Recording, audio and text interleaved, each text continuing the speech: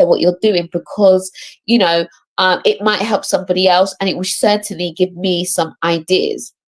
And this evening, it's all about sharing ideas. It's all about sharing insight. So please do as well share that.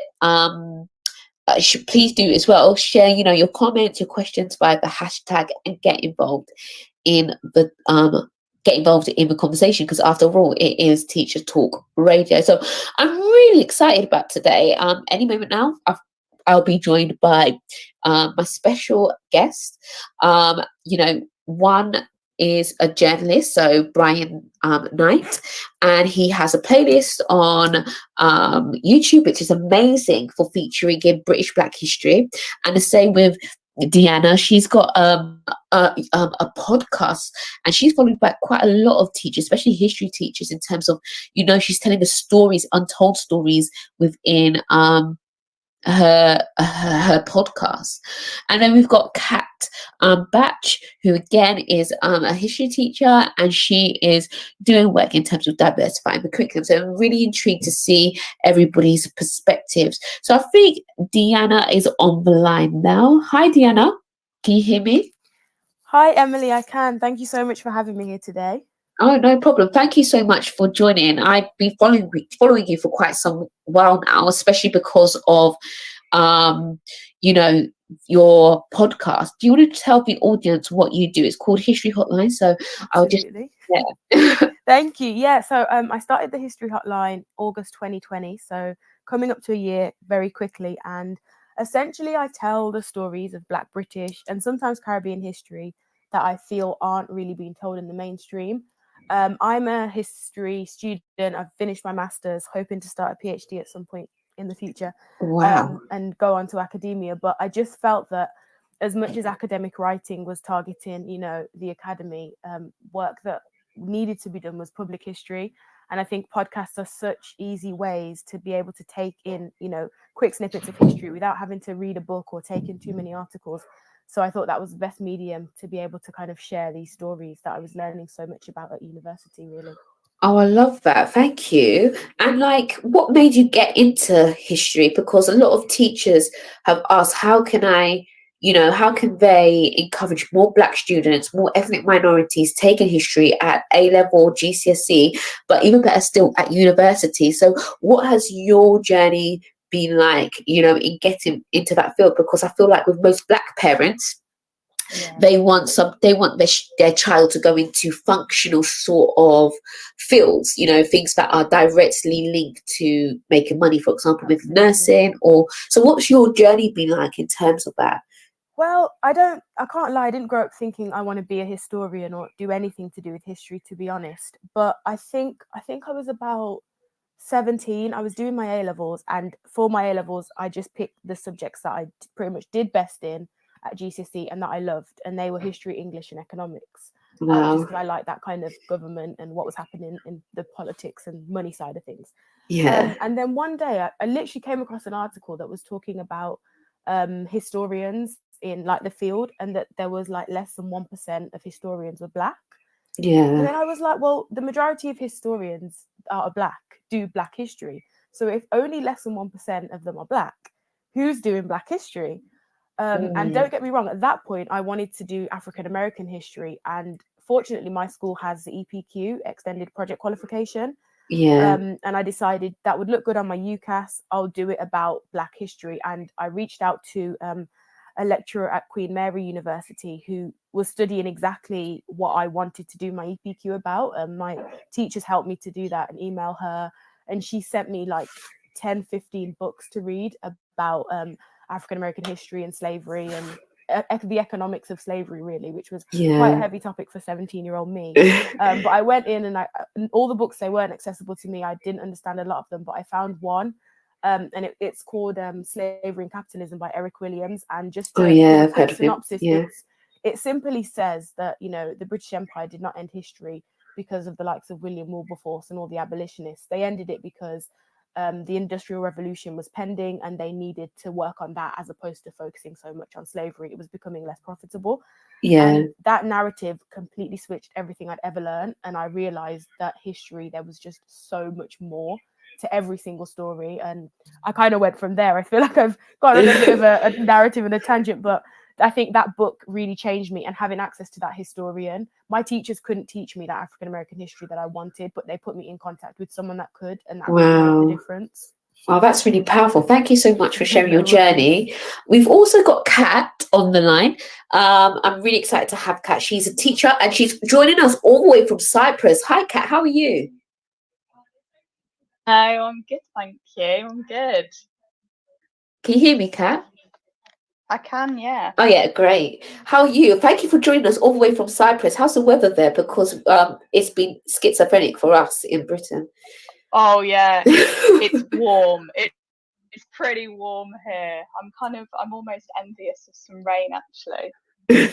Yeah, so it's pretty warm. It's sort of, what time is it now? It's 10:10, and I'm sitting here sweating slightly. So I'm so gel. I just need that warm weather because it just does something for your mood, especially my mood, to be honest.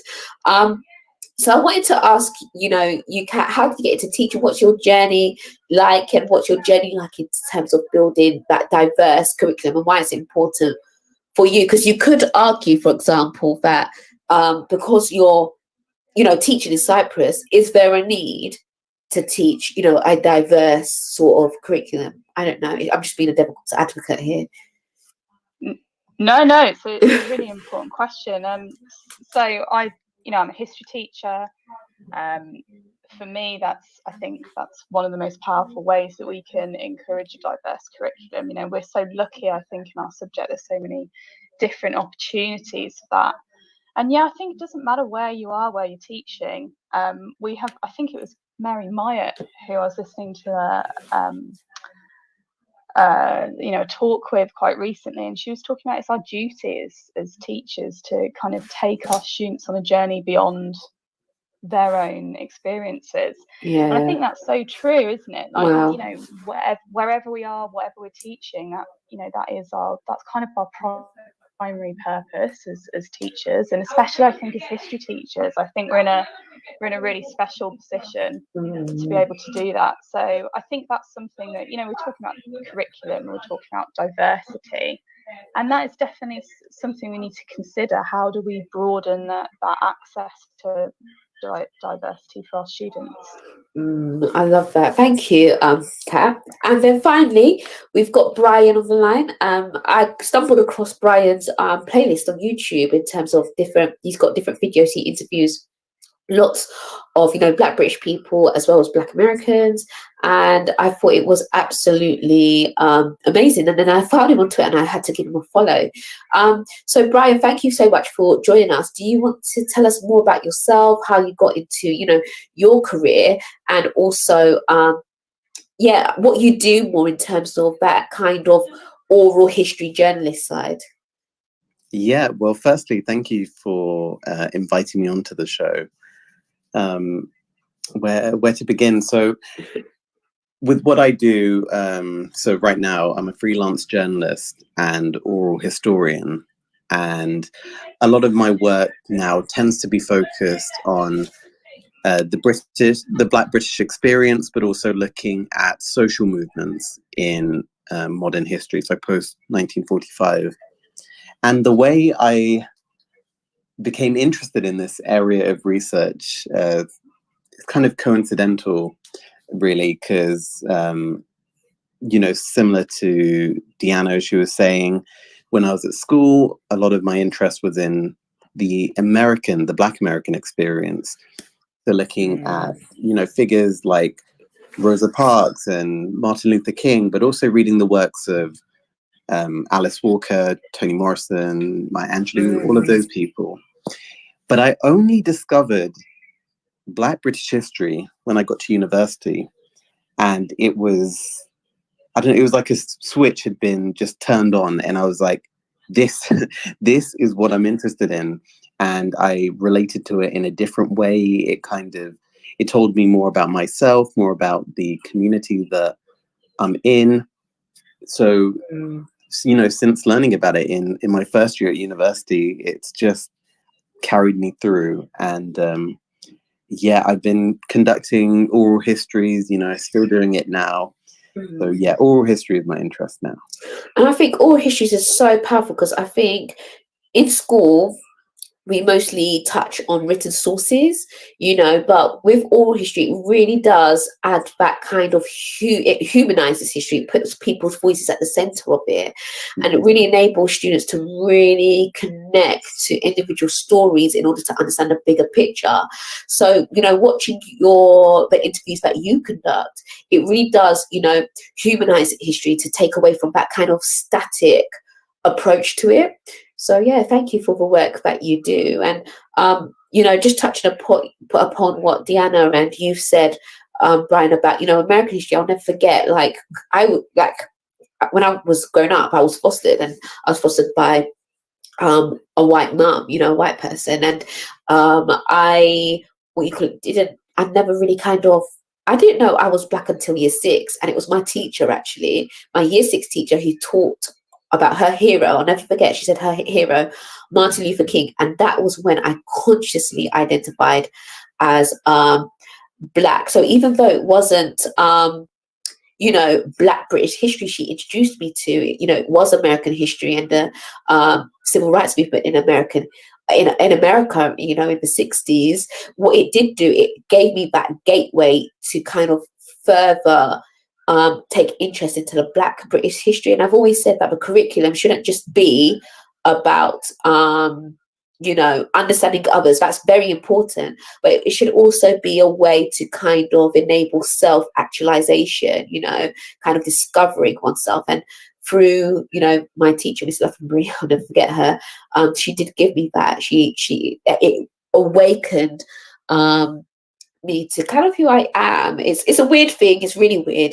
But yeah, so I really identify with that as well. And I think also diversity is, it's beyond color as well, where it touches upon, different religion, sexuality, what else?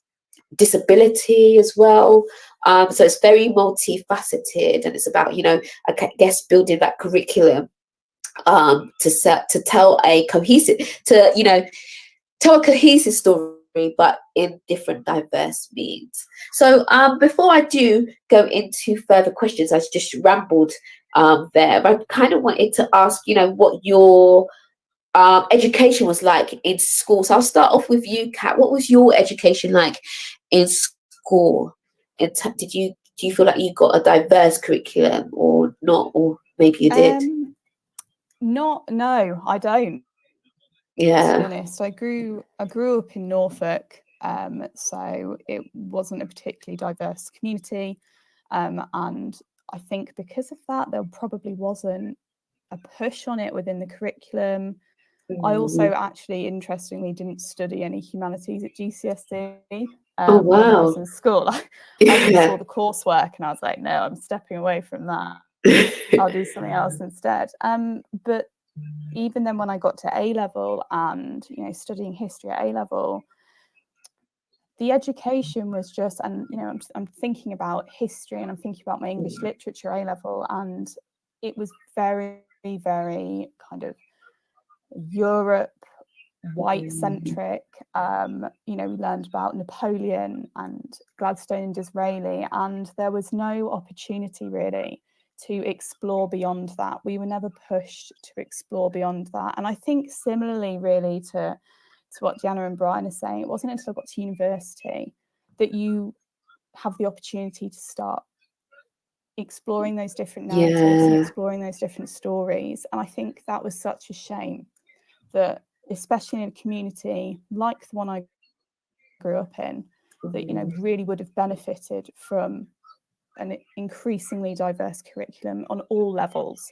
So we never, there's never any discussion about sexuality within the curriculum. There was never any discussion really about religion within the curriculum. All those things you were talking about just now, they were kind of, it's not that they were shoved under the carpet, it just wasn't a priority to talk about, which is, I think, was just a real loss, really.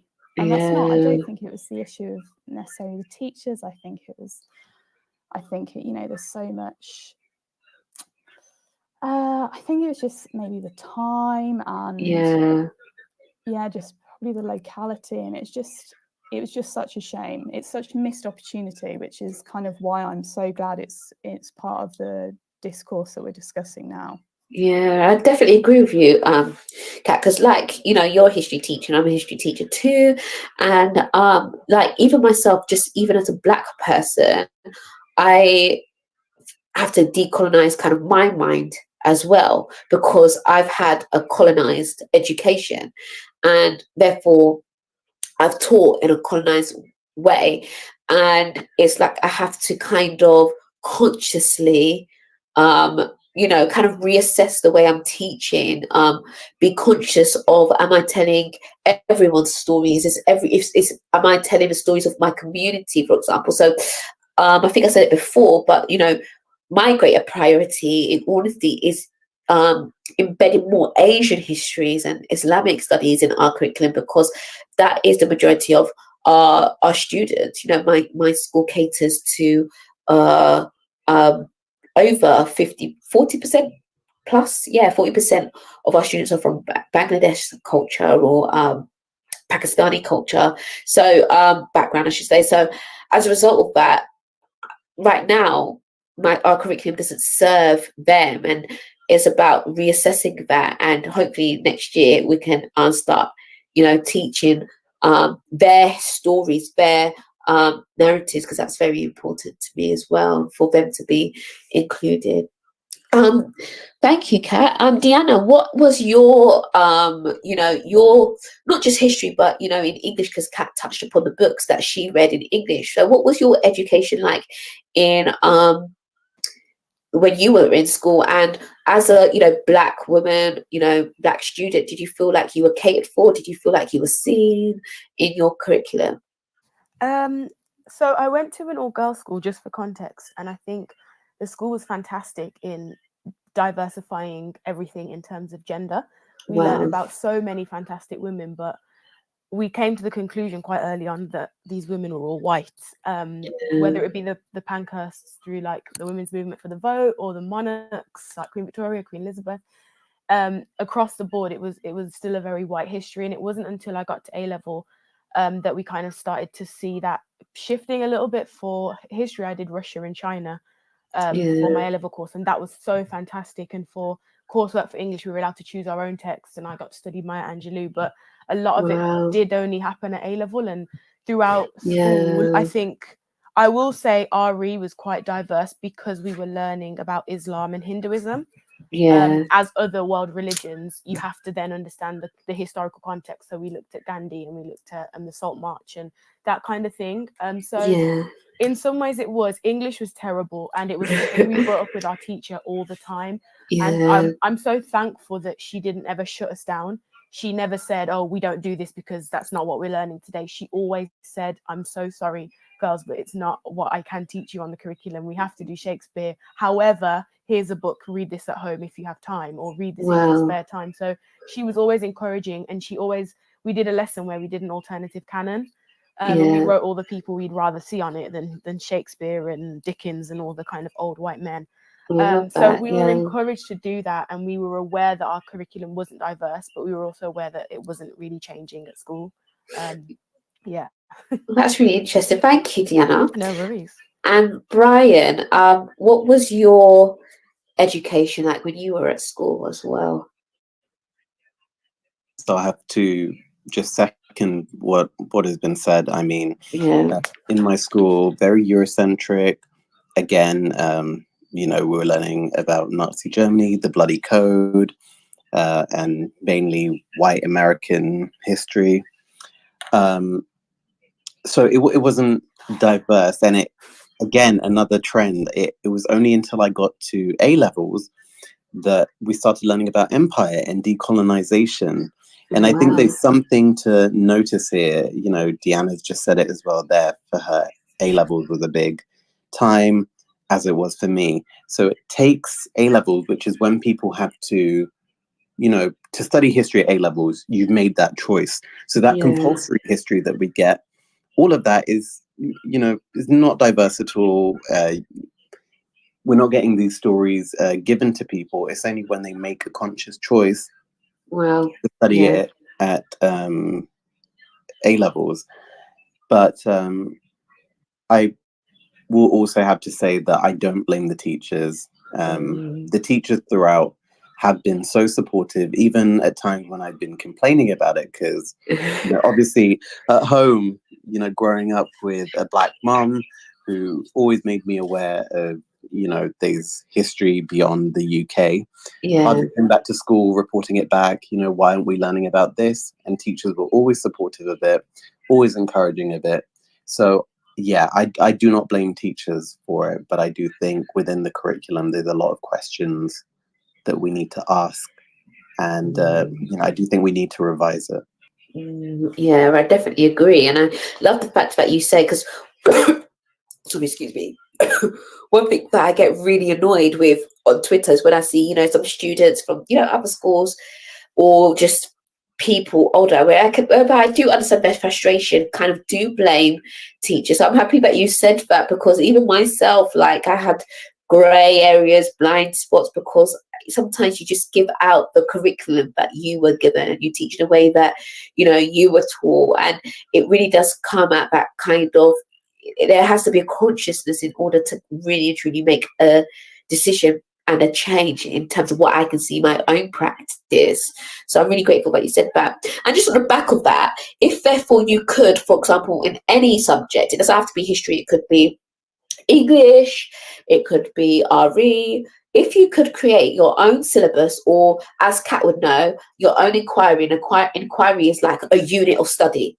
A unit of study that's not currently on the curriculum, you might know, you might, yeah, that's not currently on the curriculum. What would it be and why? So it could be on Black stories, it could be on different religions or disabilities, or because diversity is diverse, it's multifaceted. So if you could create your own unit of study or your own inquiry, what would it be and why?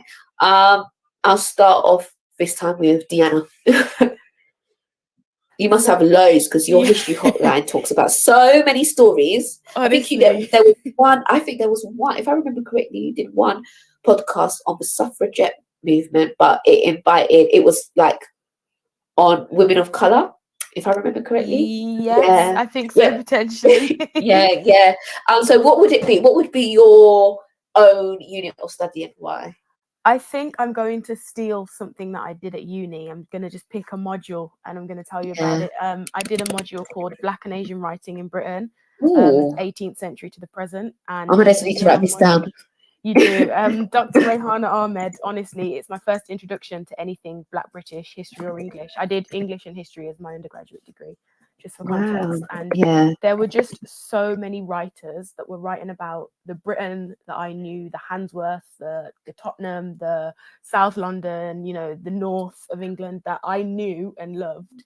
But they were Black, and it was fantastic, and Asian, and to have Asian writers on there as well. And no one felt like a token, because on other modules that I'd done, it would be race was the token week. You're studying like a certain topic and you'd get a little injection of a Black writer. But this course was honestly fantastic, and it spanned, it was an English literature module, but it was so heavily with historical context, to understand race relations at the time, and slavery even, because we started with Olaudah Equiano. We went literally all the way up to the Handsworth riots in 1984. Fantastic. So what university was this in? Because I need to go. Honestly, is it? Queen Mary, I'm going to check on their website now. The most diverse uni in the Russell Group, racially diverse. It takes a lot of students from its immediate area, which is in Tower Hamlets, and it really does serve the community. I can't honestly thank them enough for their education, because it was fantastic across the board. I'm going to have to pick your brains on that, especially with the Asians, the Asian stories and the literature, because that would be really helpful. Because sometimes literature gives us that insight into the context of time in terms of that historical period, even though it may be fictional. Exactly. Thank you. Definitely. No worries. And then, Catherine, what would be your, if you could create any inquiry in, any subject, but, you're a history teacher, so in history, what would it be and why? Blown away by Deanna's Diana's unit of study there. That sounds amazing. I'm kind of thinking, oh, that sounds so good. I love this idea of bringing literature in, and even as a historian, I think it's so important to bring in those different voices, bring in those different narratives. I think for me, I think it was brought up just literally a few minutes ago. For me, I think it would perhaps be thinking, how can we not put it as a unit? How can we embed diversity throughout everything we do? So I remember having a conversation a few years ago actually about the medicine through time topic for EdXL, and we were, in the department, we were just saying, well, it's basically just white men. That's who we're teaching about. And it's like, well, actually those people are on the specification, but how can we bring in our own wider knowledge of who is getting involved during these periods, and how can we make this more inclusive? And I think for me, that's kind of, rather than just one unit, I think my main aim as a history teacher and as a coordinator of history is just to make sure that we've got this narrative and this normalization of diversity throughout our entire curriculum. Because if we don't have that, it does, like you said earlier, it becomes tokenistic.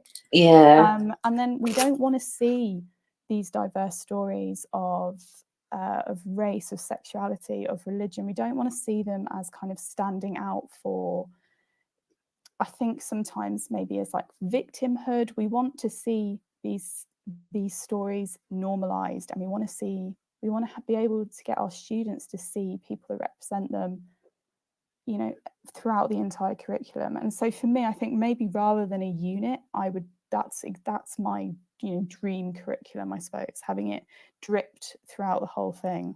I agree, because sometimes we think the GCSE specification has to be followed to a T, and to some extent it kind of does. However, there is room to kind of interject diversity in there. So for example, you teach medicine and I teach crime and punishment, like the sister to that that thematic study. And today we were doing Whitechapel. I did taught Whitechapel to my year 9s, and we were looking at how immigration brought tensions, and I kind of interjected, although we're looking at Whitechapel in the 1800s, in the 1960s, we start to see a big migration of the Bangladesh community into, East London. And Tom's just said, Emily, are you moving to migration through time? And yes, we are. I'm so happy to see the back. Looks amazing. It's so amazing. Oh my goodness, I can't wait to teach it. I'm so excited. I can't wait to teach it because, one, I'm sick and tired of crime and punishment. I've been marking, scripts for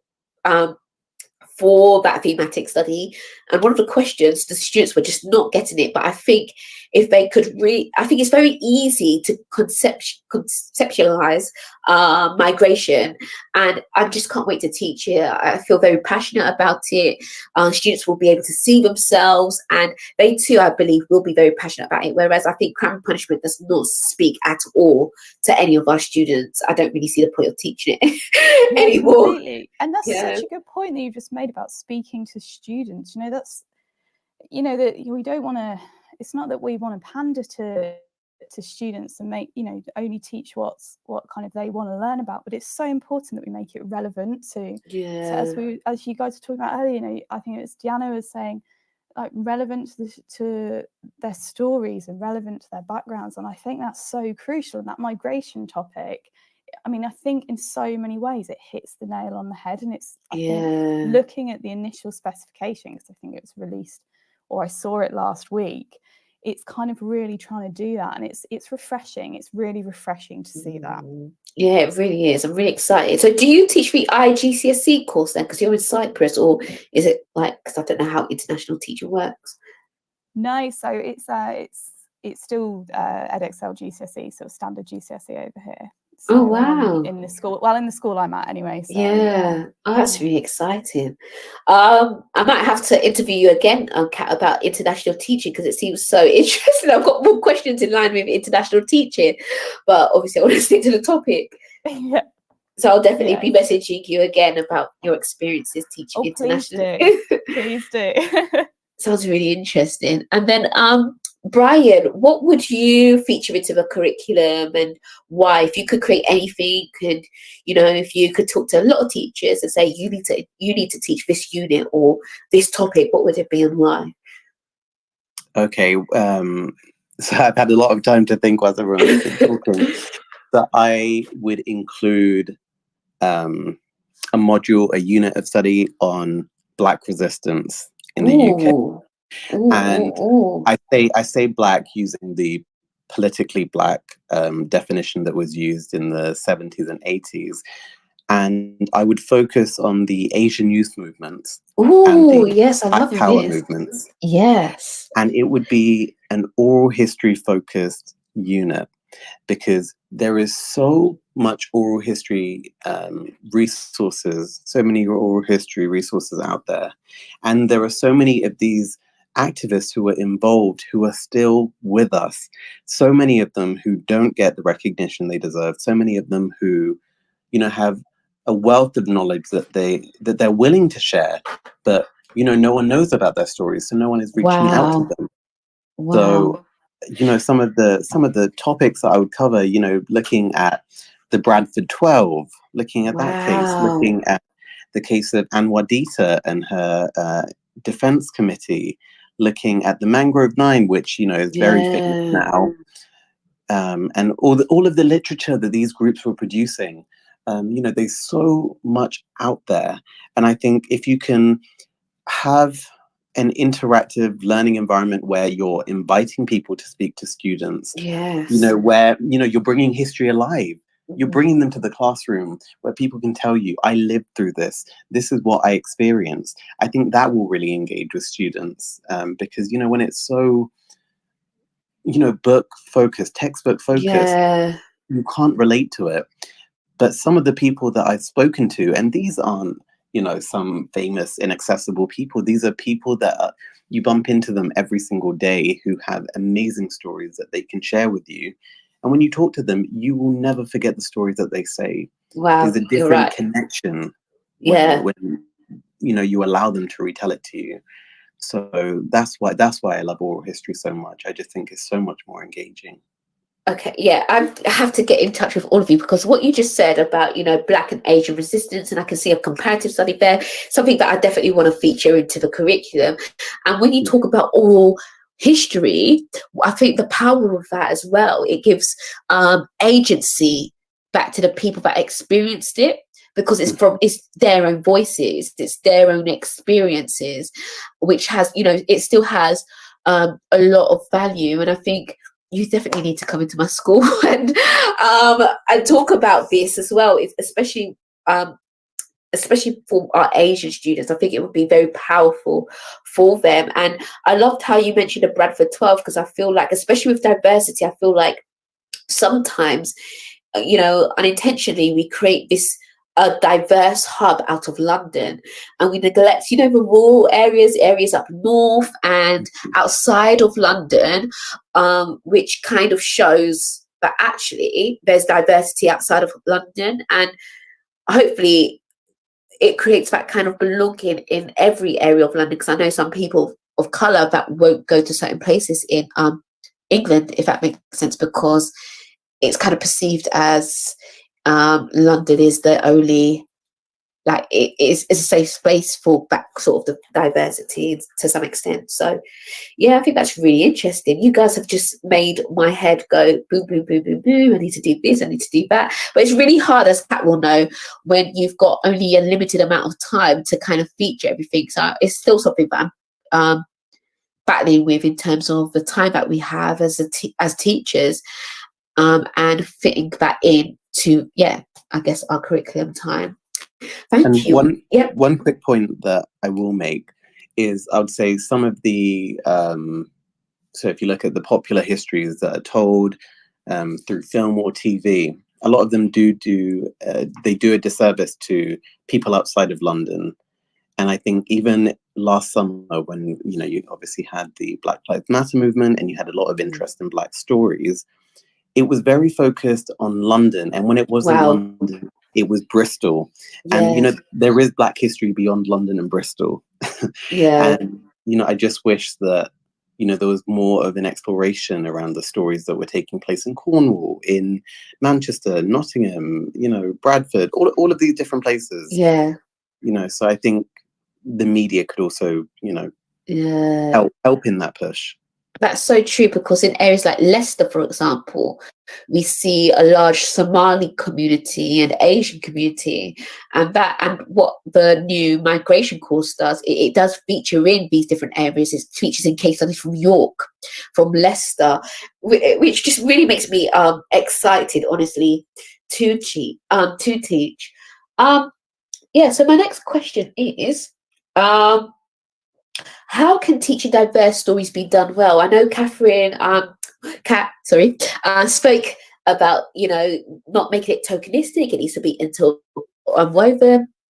And Brian's talked about the importance of oral history and giving that agency back to people that experience that. But are there any ways in which diverse, you know, stories, you know, not just stories of color, but, you know, diversity in all aspects can be done well? So I will pose, you know, because Brian, you had a lot of time to think, I'm going to pose this question to you, and then work backwards.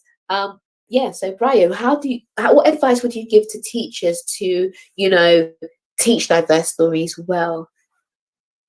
Well, I think Kat raised a really good point earlier on about kind of making it an interactive experience with students, and looking back to the way that I was taught. I wish there was more of that, or even just having check-in. You know, allocating some time to talk to students about what they've just learned and how they're processing it.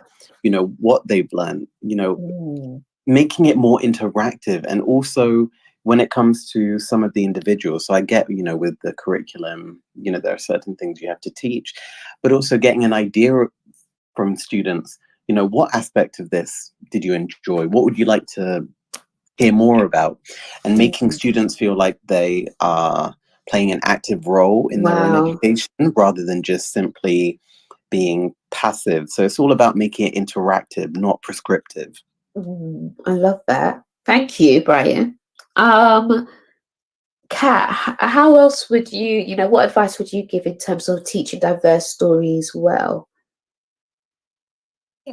I mean, I love Brian's idea about the local history. I think that's so crucial. So if we're thinking about teaching our diverse stories and making sure that they're relevant for students and they're taught well, I think giving teachers time to go and seek out those links to our local stories, and all the different aspects of diversity that surround our students, I think just so often they're just not aware of. Yeah, wow. And, you know, like, I think it's Michael Young who talks about powerful knowledge, and he talks a lot about, you know, taking students outside of their world, and it's our responsibility to make sure that students can access that knowledge. And I think even on a local history level, that's really, really important. I think the point was made earlier about the, you know, the movements over the summer with the Black Lives Matter movements, and I think for a lot of people, those local links that they had not been aware of before was one of the reasons that was so important and so prevalent in kind of national discourse. But I think in order to do that and to make sure it's done really well, we've just got to have that time, haven't we, as teachers? And it's like you're saying, not just even teaching time, but time for CPD, time to make sure that we are going over our curriculum, revisiting it, revising it, making sure it's multifaceted and we've got that diverse literature and those oral histories and those local histories. And I think the trouble is, you know, it is genuinely finding that time, isn't it, to make sure we get that CPD. But actually, if you're going to do it well, as Brian said, get historians in, talk to historians, make sure that we're engaging with the academic community.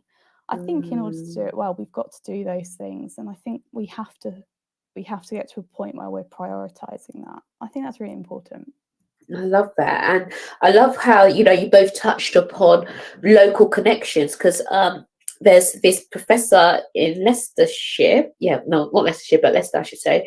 You might have heard of her, Corrine Fowler, and she has this organization called Colonial Countryside.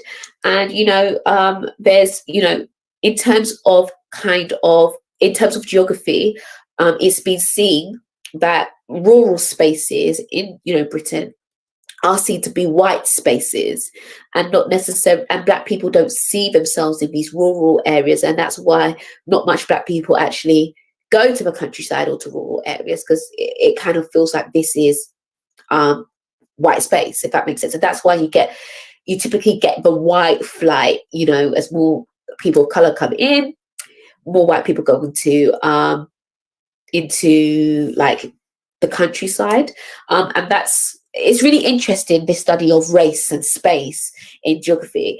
And what she does in terms of colonial countryside is she makes those local connections to empire and slavery. And it's really, really interesting, and it's really powerful to see that actually most spaces have a diverse connection. And yeah, I really wanted just to add that point in terms of what you both touch upon, local aspects. So yeah. Sorry, just quickly as well, like it's important that when we're thinking, we were talking about international teaching earlier, but I'm teaching in Cyprus, and I think it's that kind of idea, isn't it? I've just been reading Frankopan's Silk Roads again for like the second time, and it's those idea of those global links. It's like you were saying, even in rural British countryside, there are so many global links, and it's so crucial to make sure that our students are aware of those and that they actually can analyse those as kind of historians, I suppose. And Sorry, no, it's really interesting. And I wanted to also add as well, because obviously you are, from Britain. How do you, feature in like history from Cyprus? How have you had to do that? So a lot of it is looking at the Key Stage 3 curriculum, because obviously it's difficult, isn't it? GCSE level, it's much more prescriptive, and although we'd love to broaden it considerably, we are time constrained, we are specification constrained. So I think Key Stage 3, we've really actually before the migration GCSE topic came out, it's something that we've really looked at with the Key Stage 3 curriculum, and looked at the changing movements of people through Cyprus over the years. So that's really important. Oh, I love that. Thank you. And then, Deanna, how would you best, advise for diverse stories, to be told well, to be taught well? I think, first of all, I'd echo what Catherine and Brian have said, because that was fantastic. And regional histories, I think we are crying out for them. Being from Birmingham and not a Londoner, and going to university in London and doing black history there, it did get very London-centric. But I think, and I've got 2 points, I'll make them quickly, but they slightly contradict. But when I was doing my master's, so I came back to Birmingham for that, I was at the University of Birmingham, we had something called an intergenerational day. And it was where we took year 7s from a local secondary school, and we took them to an old people's home in Afro-Caribbean day centre. We facilitated conversations between year 7s and 70-year-olds, 80-year-olds that were of the Windrush generation. And it was a day as simple as that. The food was all Jamaican food, Nigerian food, and everyone was eating and everyone was having such a good time. I don't think the year 7s even realised they were doing oral histories on these people themselves. They were acting as historians. And it was kind of cross-curricular as well, because you had, I think, 6th formers came along too. And they were doing an art project. So they were drawing the conversations as they were happening. So creating art and photography of this day. And it was just so fantastic to see it, because they were outside of the classroom. They felt it was so much more fun than them learning history from a textbook. And they were also learning a history that was theirs, and I said to some of them, have these conversations with your grandparents when you get home. These histories are within us in community. Wow. And they were able to do that. And I thought that was really fantastic. But on the flip side of that, maybe taking it back to the classroom, and a little bit contradictory, I just feel that kind of separating Black history out as something, or Asian history as something separate, is quite problematic in a way, because when we're looking at Black British history, we're still looking at British history. Wow. And I just want it to be taught as that. When we look at empire, we can look at India, we can look at the Caribbean, we can look at Africa, we can look at different countries in the world and still relate it back to Britain and empire.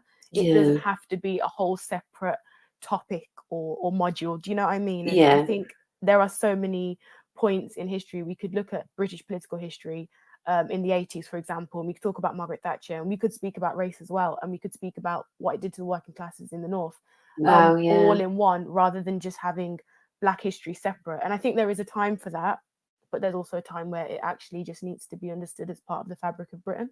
Wow, I love that. That's very powerful. Yeah.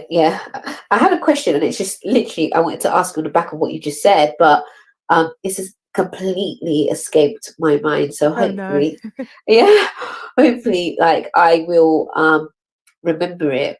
I'm gonna go pose this question to Brian, and oh yeah, I remember what I want to say, Deanna. Now, when you were talking about that day, in terms of the intergenerational kind of day, and I remember somebody told me that history is actually a verb, and I feel like with that day, the reason why that's so powerful is because they were doing history. They weren't just kind of being passive, but they were actually doing it by interviewing them. And I think it's something that down the line, whenever all these kind of teacher assessment grading stops, I would love to do, like, merging what you said with what Brian said and getting students to do their own oral history, to do history, because history actually is, a verb. So that was really powerful. I really love that. Absolutely. That day that you've done. To jump in as well, I think it allows students to kind of understand more what being a historian is like, and kind of, if we're talking about pushing a more diverse range of students into history for further study,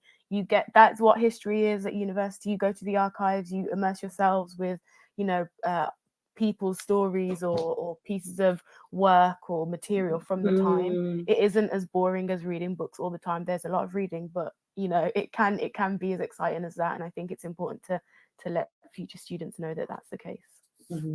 Thank you so much. A bit off topic, but I just wanted to get, because Brian, you have, you've got your own like YouTube playlist, and you do other things. So please, plug what you do, because I think a lot of teachers can benefit from it. So I just wanted to ask you, Brian, what has been your favorite interview? Like, what interview, because you've got a lot on your playlist, what interview touched you the most? I would say... Can you hear me, Brian? Yeah, I can. Oh, yeah, sorry. Yeah. I would say my interview with... I'm on the spot now, I'm trying to think.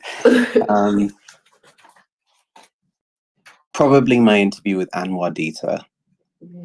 And that is an episode of my podcast. I have this thing where, I feel embarrassed to almost promote myself. But that is one episode that I just urge everyone to listen to, because Anwar Dita's story is such a story of resistance. It's heartbreaking, and it's probably the one that I will always remember. And in that interview, she spoke about, her defense campaign, which, this is a campaign that I was learning at university. This is one that I've heard, being referenced before. And here she is telling it, but she was so humble in the way that she approached her own story. She really didn't, she was surprised that I asked her for an interview. She didn't understand the enormity of what she achieved. Can you tell us who she is? Sorry, because I think some people might not know who she is and what she did. So Anwar Dita was, she's still with us. She's a lady who fought the Home Office because the Home Office separated her from 3 of her children who were in Pakistan. Now, Anwar was born in Birmingham. So she was a British citizen.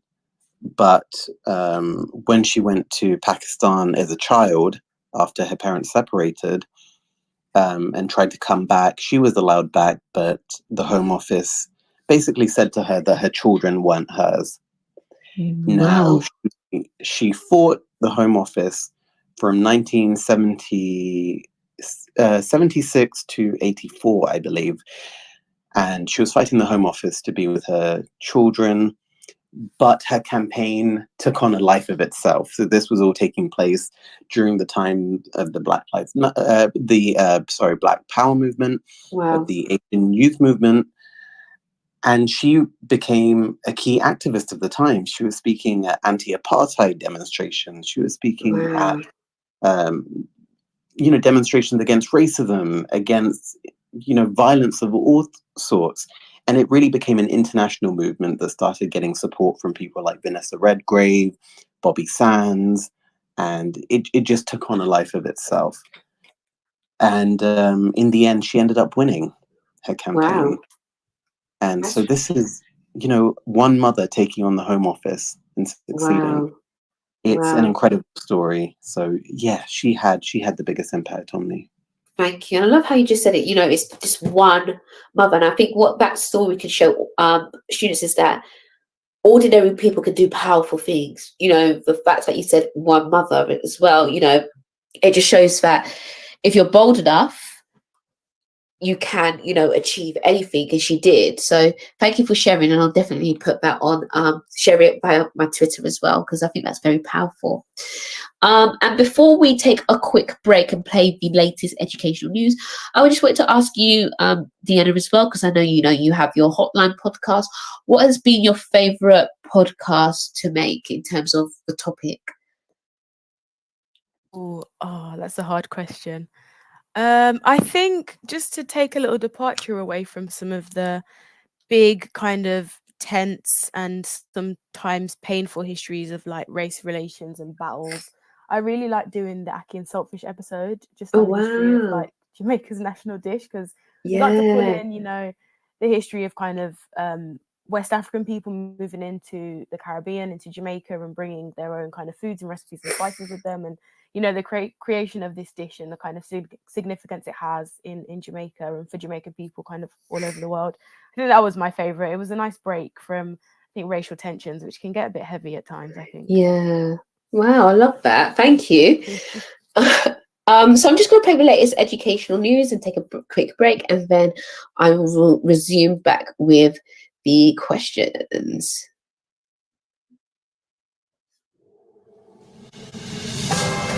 This is Teachers Talk Radio, and this is Teachers Talk Radio News with Megan Goods.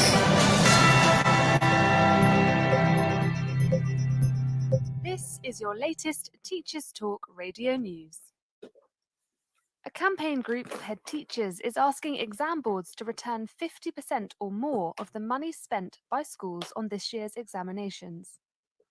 The amount could total more than £220 million, which the group want to use to help cope with the added strain to budgets caused by COVID-19. A spokesperson for the group said teachers, school leaders, and examination support staff have picked up an abundance of extra work and felt this should be reflected in the charges from exam boards. Last year, OCR, AQA, and Pearson refunded about a quarter of their exam fees. The three main exam boards, however, were all quoted saying that their costs are more than just examination and marking fees, and that the provision of assessment materials to schools and the upcoming autumn assessment season justify their fees. The NHS has laid out plans to have specialist mental health teams supporting almost 3 million school children by 2023. The plans come as a result of the detrimental impact the pandemic has had on children's mental health.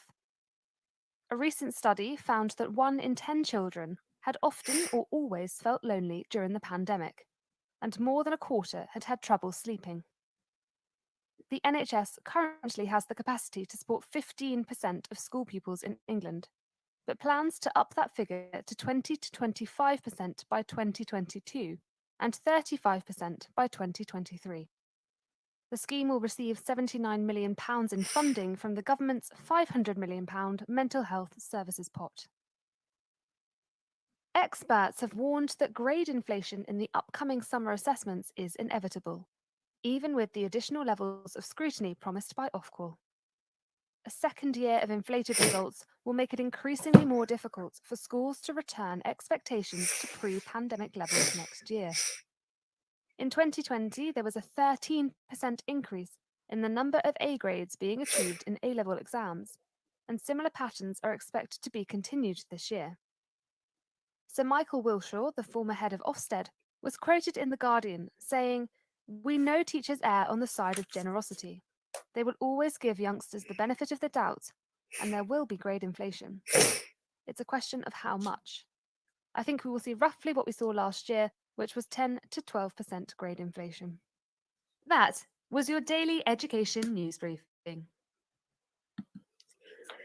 And You've been listening to thank you, Megan, for sharing the latest educational news. I think that's really interesting. There's so much that, we're doing as teachers in terms of tag marking, moderation, standardization, just to make sure that we're being very rigorous. But it has been difficult. So it's I think the whole nation and everybody else we're in it together. Everybody is feeling the burden of this, which is annoying because we're doing all the work. Yeah, the exam boards are getting paid, but we can't complain. But welcome back. As we've been beforehand, we've been discussing, diversity within the curriculum, how it should be done well, what it should look like, and so on. So it's been a really insightful conversation so far. There's lots of people in the chat I can see, so please do feel free to call in and to pose any questions to Deanna, Kat, and also Brian. So I'm going to ask a question to you, Kat. It's a bit of a creative kind of question. So I'll start off with you, and then I will ask the same question to Deanna and Brian. If you could click, any kind of GCSE or A-level course, what would it be and why? It could be in history or any other subject, but I get you're a history teacher, so I'm presuming you would want to tie it to history.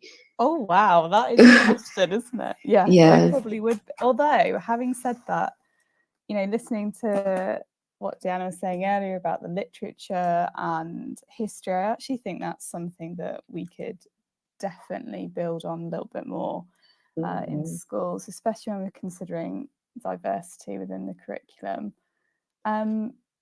So actually, that's kind of my food for thought, I think, for today. If we're going to think about a new GCSE or a new A-level, I think one that explicitly looks at the links between literature and the different voices would be really, really crucial, because I don't think we have enough of that.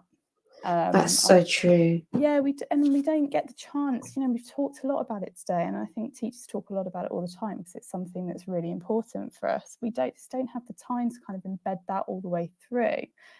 So if we had a course that was specifically aimed towards the linking between history and literature, I mean, it would open up so many avenues and so many voices, and then you could look at really, really important works that have come out in recent years. So if you're thinking about Natives by Akala, which is absolutely incredible, and you look at those links between the historical context and then the literature, and then linking it into fiction, which I think is such a powerful tool for our students. And again, as a history teacher, we don't get to do that, do we? We don't get to link it to fictional pieces of writing. And actually, I think that's crucial. So I think, so that's kind of linking up to, I suppose, what we were talking about earlier, but definitely I think that would be fascinating if I had to choose one. I definitely agree with you in terms of that. When Deanna said that, I thought it would be so powerful, because sometimes, when students think about sources, they just typically think about a diary or whatever, but literature can also provide some insight into the context of a particular period and how that shaped, the story.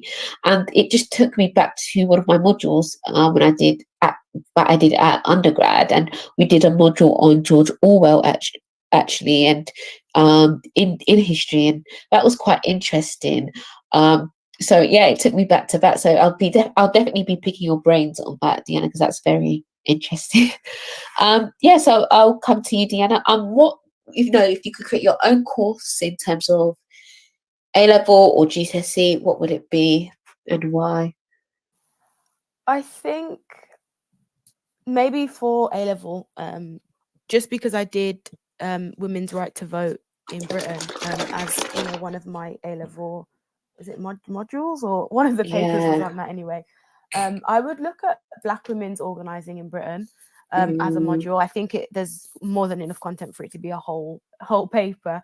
And I think I would say at A level potentially, just because I think you could bring in some fantastic like Black feminist theorists and theory at that point, and maybe look at it in relation to British feminism that came from kind of Wollstonecraft, and that started with that was her aims for women were only for white middle class and upper class women to have an education, so they could speak to their husbands, and then we kind of move forwards all the way to like the 1980s, where you've got organizations like OAD that were fighting for the rights of like Black and Asian women in Britain. I think that would be maybe even a big women in Britain. Now I'm thinking, blue sky thinking. But definitely I would like to see more Black women, because unfortunately when we do start looking at Black history, we forget Black women a lot of the time, and the history's become quite male centered. So yeah, I would like to see more Black women, and yeah, maybe a whole course on organizing. I really agree with that, and it's taken me to I asked that question as well because I would love to teach up. We just don't have time. I would love to teach like a unit, maybe actually more A level, I'll say, on the construction of race and looking at the causes of slavery. And I think if we did a unit on the construction of race as well, I think it would really touch upon colorism, which I think is definitely a major issue within the Asian and also Black community.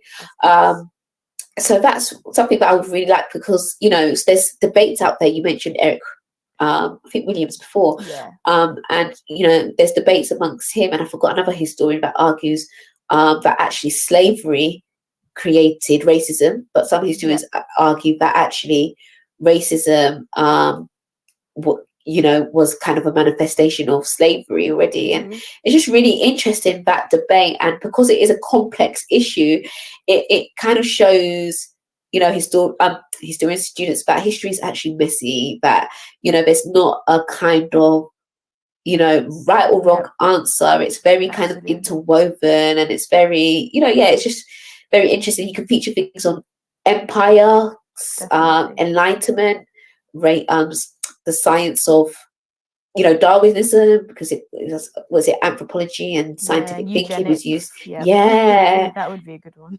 And it could be on different aspects, like the construction of race in Germany, like German thinking, because I read somewhere that for example, World War One, was it World War One or World War Two? I think it was World War One. The French, actually, took over. Well, Senegal was part of the French Empire, and the French would give the Senegalese men the hardest jobs, because it was thought that they could deal with that because of racial science. So I think all of this can interplay in different parts of history, and it's just really interesting. It's just, as Kat has said before, it really is time. We're constrained by time, but I would love to do a course on the construction of race. I think it's really interesting. Brian, what would you create in terms of, if you could create your own GCSE course or your own A-level course, what would it be and why?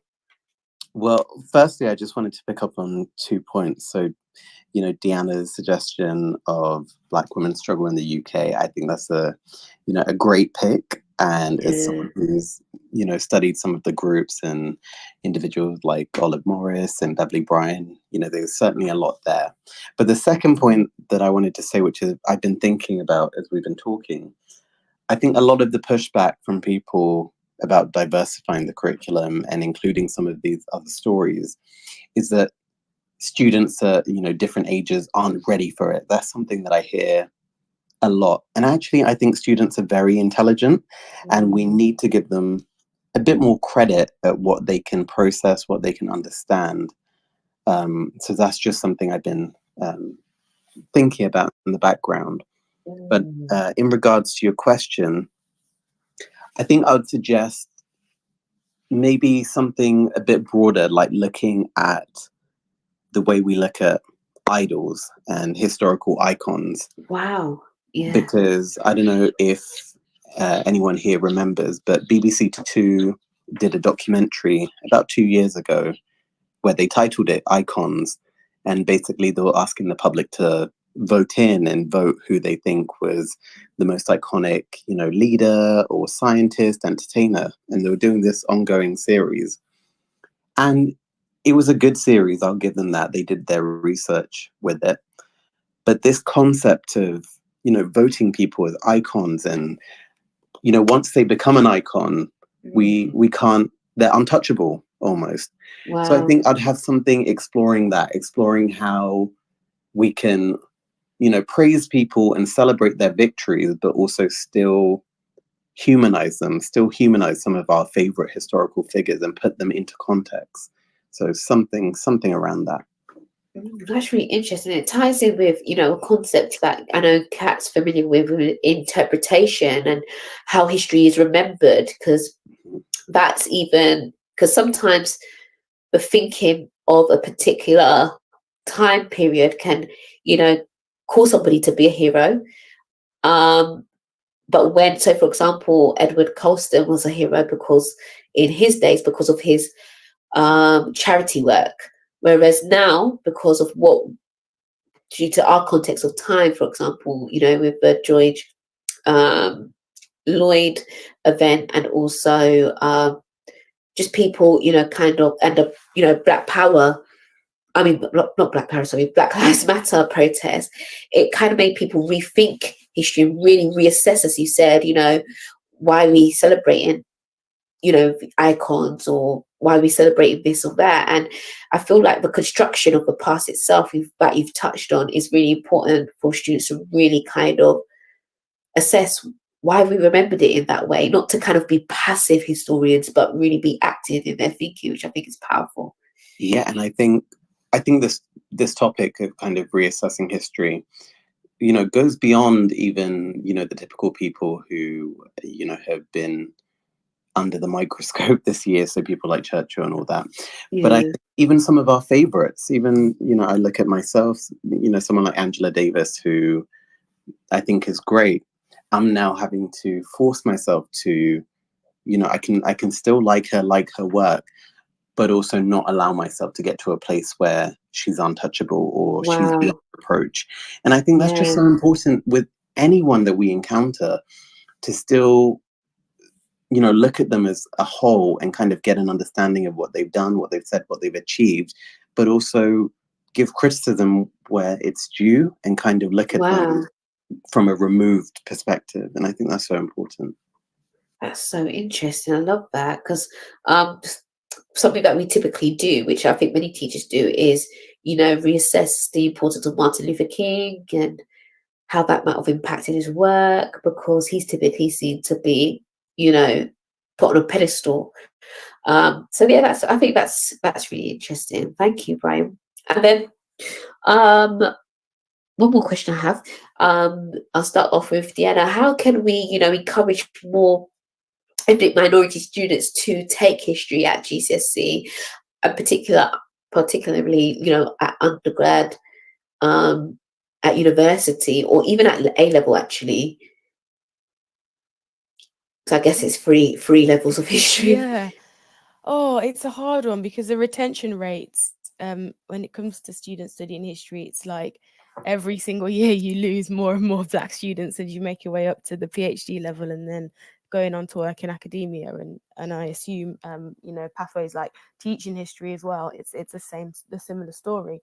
I think it's currently a vicious cycle, because whenever I ask friends of mine, why didn't you do history, or why didn't you consider history, it was definitely a case of, I don't want to study Britain and Europe and the Tudors, every single day. But if it was Black history, I'd do it. And so, but then you've also then got the pushback from the people that are in charge of changing curriculums and doing all that work, that are saying, no, we need British children to learn British history, and that's a very white history. So I think it's definitely going to take diversifying the curriculum at a lower level than GCSE. It's going to have to be embedded from Key Stage 1 and 2. I Yeah. think because it's not something you can just bring in Key Stage 3. These are sometimes, anyway, looking at race and things like that, that needs to be a gradual conversation in children's Wow. lives. We are living in a very diverse society, and children are, as Brian said, they're not stupid. You know, they have phones, they have access to the internet. They are taking up these conversations in places where they can't really even be facilitated online sometimes. Yeah. And that the amount of misinformation that's out there, surely it would be better for these conversations to happen with some kind of education and historical context surrounding them in schools. So I think overall we need these conversations to be happening in schools from Key Stage 1 and 2 and going up gradually. We obviously need more Black history within GCSE and A-level. But also I think even if, you know, in the meantime, whilst we wait or whilst we do the work to have this curriculum diversified, I think just as teachers, kind of facilitating those conversations, even if you can't necessarily change your curriculum or change your lessons, because what you have to teach is what you have to teach. But if a child wants to learn more about Black history or Asian history, point them in the right direction, you know, allow them to have those books, whether they be in the library or in your classrooms, so that they can do that learning on their own, because that can still provide fruitful results. Wow. I love that. Thank you, Deanna. Thanks. There's a No. question that's been posed in the chat. It says, should the national curriculum be constantly reviewed in order to allow more diverse history? Surely this allows more diverse literature you've spoken about to be used by teachers. So I'll pose that question to Kat. Do you think, you know, there's this question in the chat, I'm sure you've seen it, which asks you, should the national curriculum be constantly reviewed? What are your thoughts, Kat? I think, like anything, it should always be reviewed on a relatively regular basis. I think the issue with the national curriculum is so many of our schools now are academies that, for a lot of, you know, sort of, I'm thinking history departments, but for a lot of our departments and schools, it's kind of a loose outline anyway. You know, I've spent the majority of my teaching career in academy, so perhaps I'm coming at it from that particular perspective. So I think it's really useful there as a guideline. I think in terms of where the curriculum points us to, it does point us towards British history. But I think we've all spoken about it throughout this whole, you know, hour and a half, really, that just because it's talking about British history, that doesn't mean we can't bring in those links to diversity and those links to different narratives and stories. So I think in terms of reviewing it, yeah, definitely we should review things all the time. But I do also think there's probably, especially as historians, I think there's quite a lot of room for manoeuvring, particularly at Key Stage 3.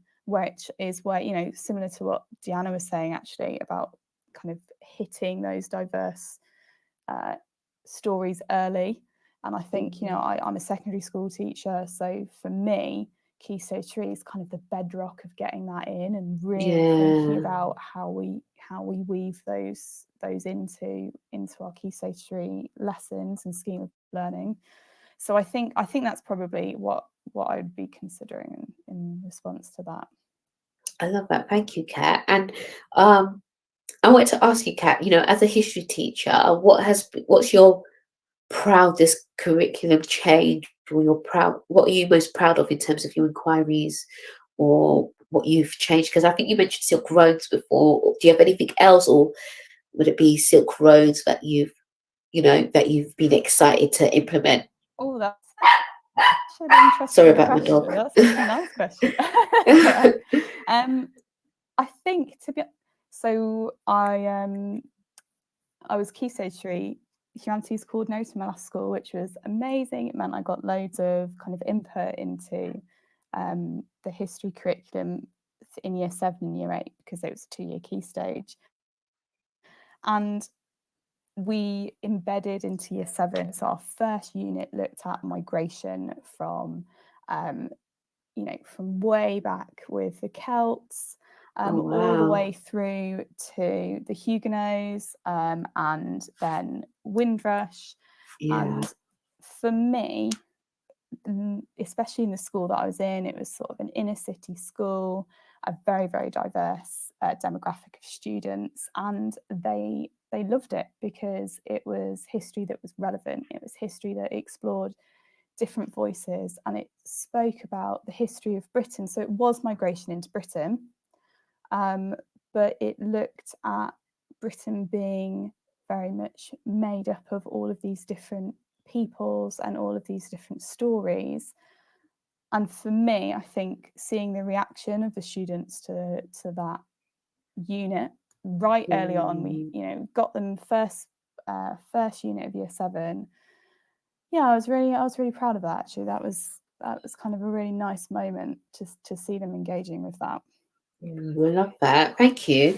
It's really nice hearing like what people are, proud of in terms of the curriculum, because for me, I feel like curriculum can be very personal because it's like a reflection of you, and we work so hard to create enjoyment for our students, and to implement important stories. So it's really nice to hear what other people do. So thank you so much, Kat, for that. And then Brian, I'm going to pose the same question that I posed to Diana. How can we encourage more ethnic minority students, Black student, Asian students to take history further, especially at A level and at undergrad? Well, I think it all comes down to the interactive part of it. I think if you can get students to discover what area of history that they identify with. I mean, I look at myself, for example, I really did not like history during school, and I picked it A levels just because I did well at it in GCSE. I really had no passion for it, and it was only when I got to college and I found a module that I really enjoyed that I found my passion for history. Wow. And if you can get students to find what they're interested in, talk to them about stuff, signpost stuff, because I think a lot of learning doesn't have to be within school hours. I think if you can, talk to students and, try and find out what areas they're interested in. Are you interested in sports history? Are you interested in, food history? And then kind of signpost them towards resources, websites, books, videos that they can explore that a bit more beyond school hours. And I think that's how you can get them to really build a relationship with the subject and with the study outside of, what's prescribed to them by the curriculum. I really like, I think, Deanna touched on it before about, the Caribbean dish in terms of talking about that on her podcast. And Brian, you touched upon just now, food history, sports history. And sometimes I feel like, history is so multifaceted, and most times, I guess because of what was taught in the curriculum, students just tend to think that history is about kings, queens, power, rulership, victims, victor.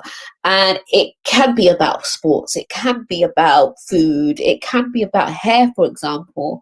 I know one of my students, because on the coursework, one of my students wanted to do it on hip hop, and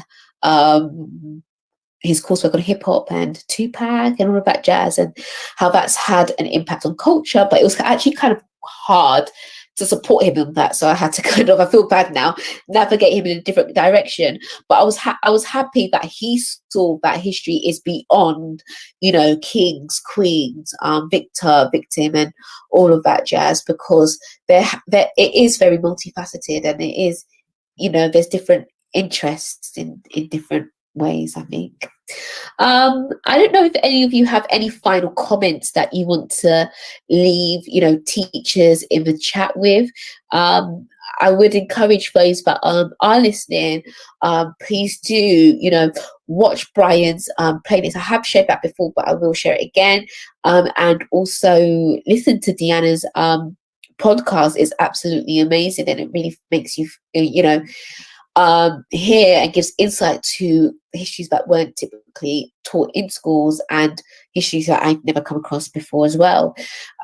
So do any of you have any final remarks that you want to encourage teachers with, or you want to relay? I'll start off with you, Deanna. Do you Oh, have okay. anything? Yeah, you sorry. wanna- Just no, thought I'd it's jump fine. in. Something came to mind. I Yeah. work at the moment in a school. I'm like an academic learning mentor. And my Yeah. head teacher's always saying to me, "Don't reinvent the wheel. You don't need to do that." When it comes to teaching and thinking and finding resources, and I think it's the same for Black history. There are so Yeah. many resources out there, and as teachers, I think, feel empowered. Don't feel scared that you're doing it wrong. I, like you, see a lot of stuff about, oh, we didn't get taught this at school, we didn't get taught that at school. Yeah. Teachers are on such like strict time constraints for the most part. And what I've noticed is everybody's very, very, very tired and very, very, very stressed. Yeah. So, you know, go easy on yourselves as teachers, and understand that the resources are out there. And, you know, if you can maybe have one conversation on 1 week and build up from there, that's a start. So don't beat yourselves up. It's a gradual change, and it's something that is happening, and take power and pride in that, I think.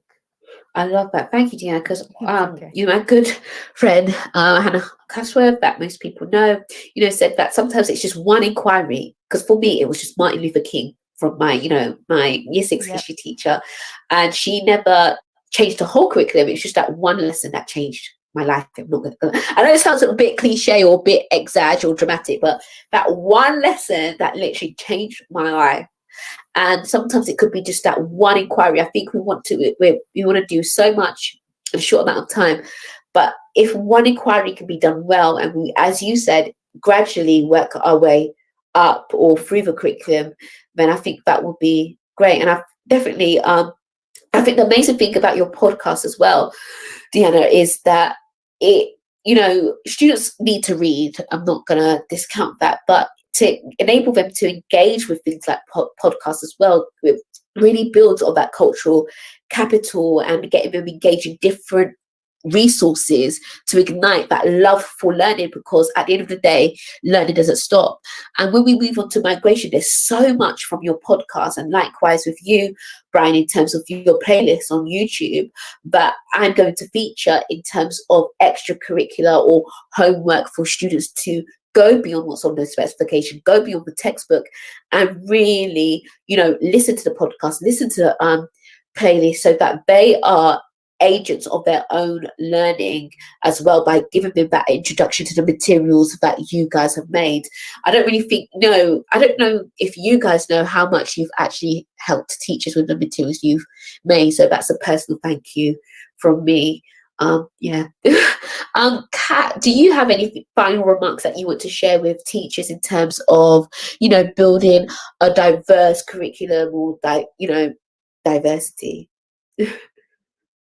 I think Diana made a really good point there, that it can be a gradual change. That's such an important thing for us all to remember, that I think especially in the last 12 months, I think there's been quite rightly a real push towards everyone reassessing their curriculum.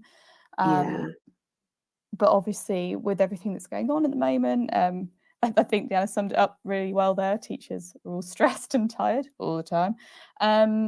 So yeah, I think a gradual change, like that is just one step at a time.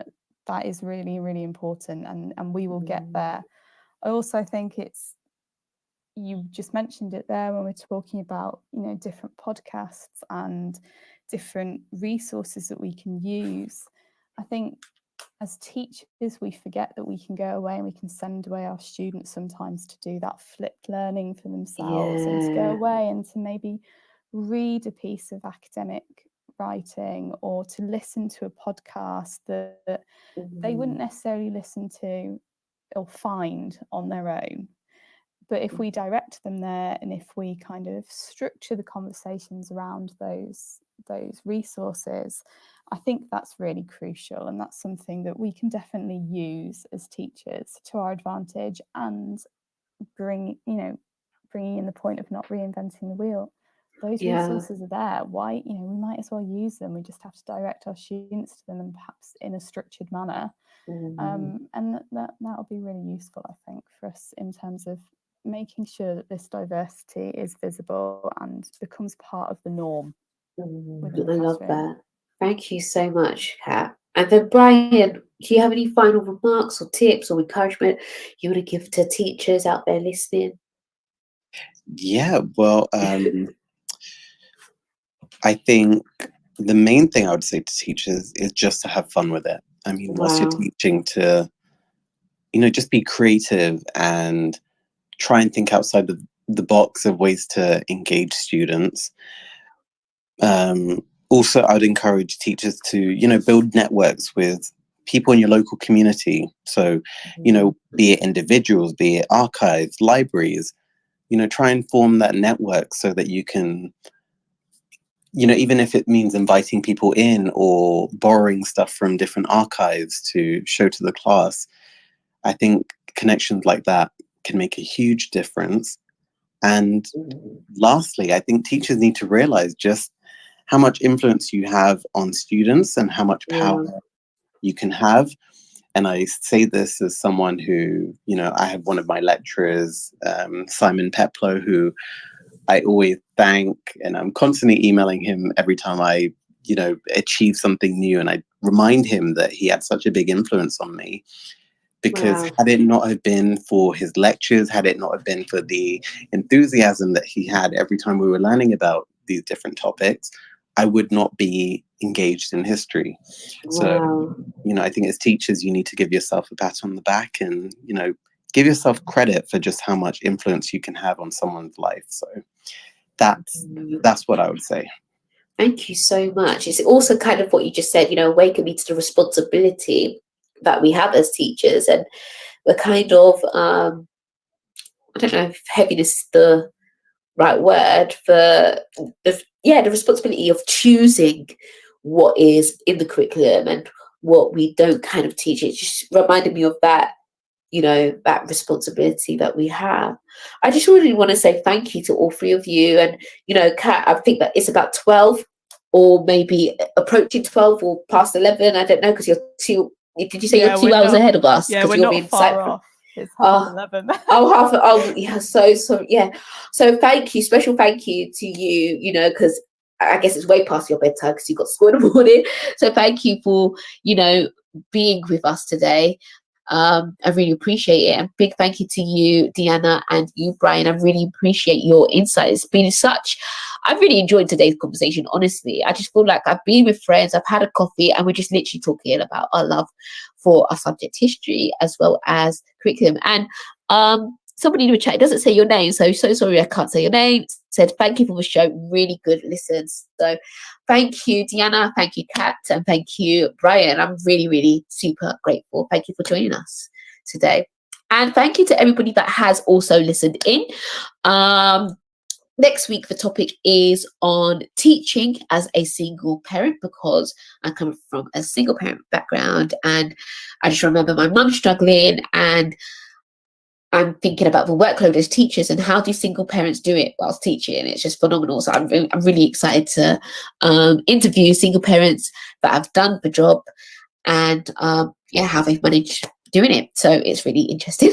And yeah, I just really want to say a special thank you to everybody that has listened in, as well as my special guest today.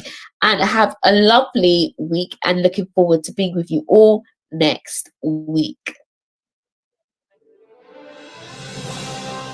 You've been listening to Teachers Talk Radio. Tune in live and listen back at ttradio.org. We look forward to hearing from you next time on Teachers Talk Radio.